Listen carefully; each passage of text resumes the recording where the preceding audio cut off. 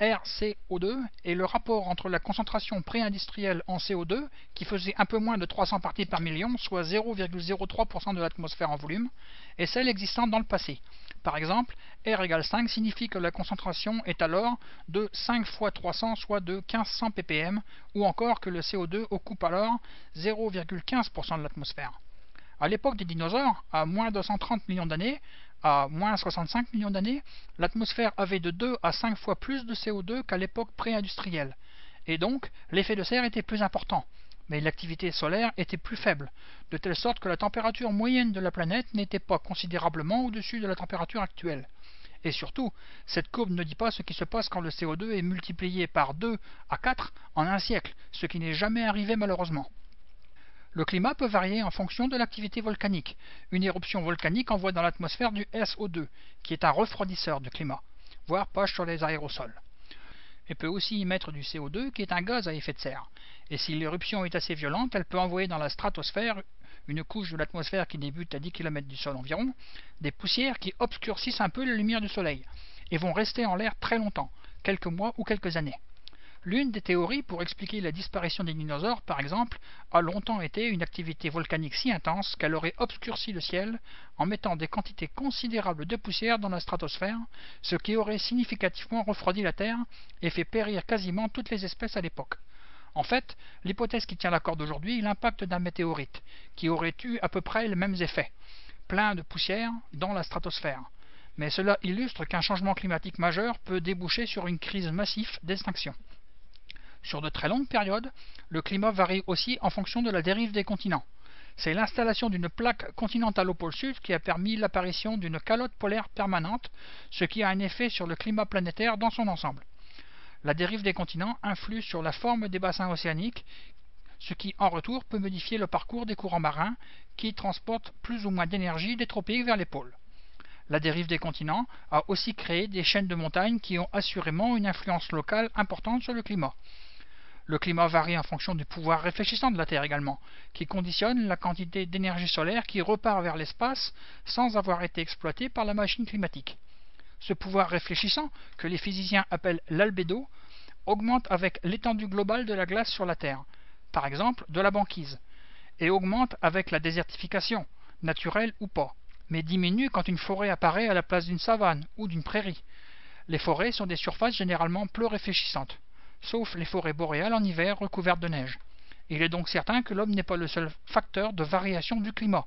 Mais la question est, va-t-il désormais être le principal sur des siècles qui viennent? Et la réponse est que probablement oui. Une autre question survient assez fréquemment dans le dossier climatique. N'aurions-nous pas d'autres influences sur le climat que l'augmentation de l'effet de serre?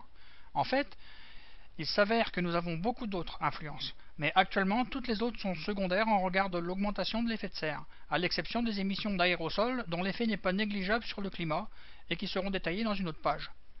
L'homme peut avoir une influence notable sur le cycle local de l'eau, et donc sur le climat local, soit en mettant un barrage en eau, cela s'est constaté lors de la création du barrage d'Assouan en Égypte, soit en supprimant une étendue d'eau existante, dans le cas de la mer d'Aral par exemple.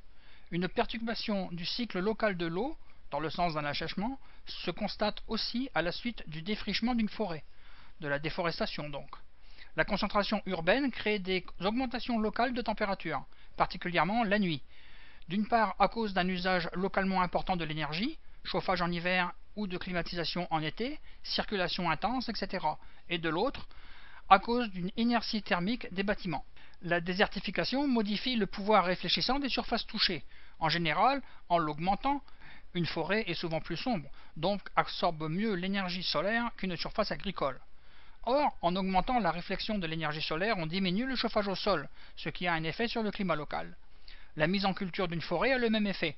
Une forêt est en général une surface moins réfléchissante pour le soleil qu'un champ ou qu'une prairie. Peut-on comparer tous ces effets?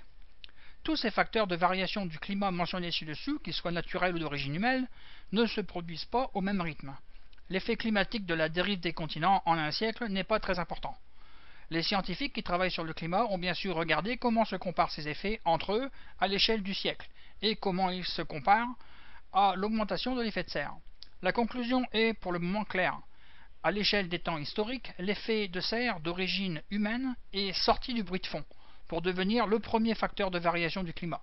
On parle de forçage, c'est-à-dire de perturbation par rapport à un état stable, et pourrait l'être de plus en plus à l'avenir. Sur ce schéma, on voit la comparaison des influences respectives sur le climat des émissions humaines et des facteurs naturels de variation du climat pour le dernier siècle. Les facteurs naturels comprennent essentiellement le volcanisme, l'influence temporaire significative, mais durant peu de temps, et la variation de l'activité solaire. Les facteurs humains ou anthropiques comprennent des gaz à effet de serre et les aérosols. On constate aisément que les facteurs naturels qui dominaient les forçages il y a un siècle, en particulier le volcanisme, sont aujourd'hui supplantés par des facteurs d'origine humaine. C'est bien ce changement d'ordre de grandeur qui est la cause du problème. Météo et climat. Est-ce pareil ? L'un des arguments parfois mis en avant pour expliquer que le changement climatique que nous avons mis en route reste hypothétique est la survenue d'un événement météo qui n'est pas conforme à l'évolution générale attendue. Une des températures très basses l'hiver, un été pourri dans le midi, un manteau neigeux abondant dans les Alpes, c'est une année. Ce faisant, nous effectuons une confusion fréquente, celle de penser que l'on peut mettre sur le même plan la météo et le climat, alors que nous parlons là de deux manières très différentes de considérer le temps qu'il fait. La météo, cela désigne le temps qu'il fait tout de suite, ou dans pas très longtemps, ou devant ma porte, ou pas très loin. Elle se définit donc par des valeurs instantanées et locales de température, des précipitations, de la pression, de la nubulosité, c'est-à-dire de la couverture nuageuse, etc. Pour faire de la météo, il suffit pour l'essentiel de lever le nez, c'est-à-dire de regarder ce qui se passe dans l'atmosphère. Pour faire cela, on utilise des stations au sol, température, précipitation, pression au sol, des ballons sondes ou des satellites, température et pression en altitude, précipitation sur de larges zones, notamment l'océan, etc. Une fois que l'on dispose d'une bonne précision de ce qui se passe au-dessus de nos têtes, sur un court intervalle de temps, quelques jours, il suffit alors pour connaître le temps qu'il va faire dans les jours à venir à un endroit donné, de prolonger l'évolution atmosphérique observée sur quelques jours. Un modèle de météo est donc un modèle purement atmosphérique, mais cela est bien suffisant pour faire de bonnes prévisions à l'échelle de quelques jours. Malgré tout ce que nous pouvons en dire, la tendance prévue par la météo est souvent la bonne. Là où les choses se compliquent, c'est que lorsque nous parlons de climat, nous parlons aussi de température, de précipitation, de pression, de nébulosité, etc. La grande différence, c'est qu'au lieu de parler de valeurs instantanées et locales, nous allons surtout parler de valeurs moyennes sur des années ou des dizaines d'années et sur des zones géographiques qui sont généralement très importantes, continents ou fractions de continents. Un climat n'est pas dit tempéré parce qu'il fait une température donnée à un lieu donné le 3 janvier, mais parce que les températures sont en moyenne comme ceci en hiver et en moyenne comme cela l'été, et qu'il pleut en moyenne tant par année, etc. Et ce en moyenne fait référence à des valeurs qui ont été mesurées sur des dizaines d'années, non sur une seule. Il est bien sûr possible de passer de la météo au climat, avec l'ensemble des relevés journaliers et locaux. On construit facilement des moyennes pluriannuelles sur de larges zones. Par contre, il sera facile de comprendre que l'inverse n'est pas vrai. Avec des évolutions qui portent sur des moyennes, ce qui correspond aux sorties des modèles pour les climats futurs, il ne sera pas facile, voire pas possible, de reconstituer l'évolution locale et instantanée de la température ou du vent. Un exemple tiré de la vie de tous les jours permettra facilement de comprendre cela. Admettons que nous sachions que la moyenne d'une classe est montée de 2 points, pouvons-nous en déduire pour autant que la note du petit Martin ou la note du petit Dupont ont monté aussi de 2 points? Bien sûr que non. On peut très bien avoir une moyenne qui va dans un sens avec une note de tel ou tel élève qui va dans l'autre. Pour le climat et la météo, c'est pareil. On peut très bien avoir une moyenne qui va dans un sens avec un événement ponctuel qui va dans l'autre. Si en plus on se rappelle que la surface de la France, par exemple, c'est 0,1% seulement de la surface planétaire, alors il est facile de comprendre que la tendance générale au réchauffement, qui fait référence à la moyenne planétaire sur quelques dizaines d'années au moins, n'est pas infirmée par un hiver froid ou un été frais en France ou en Italie ou en Floride ou en Mongolie.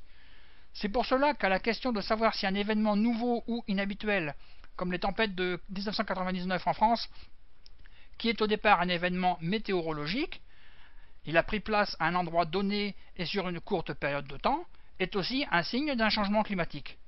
La science est pour le moment sans réponse satisfaisante. Il faut attendre de savoir si en moyenne ce genre de choses va se produire plus souvent. Dit autrement, nous aurons la réponse quand il sera trop tard pour anticiper quoi que ce soit.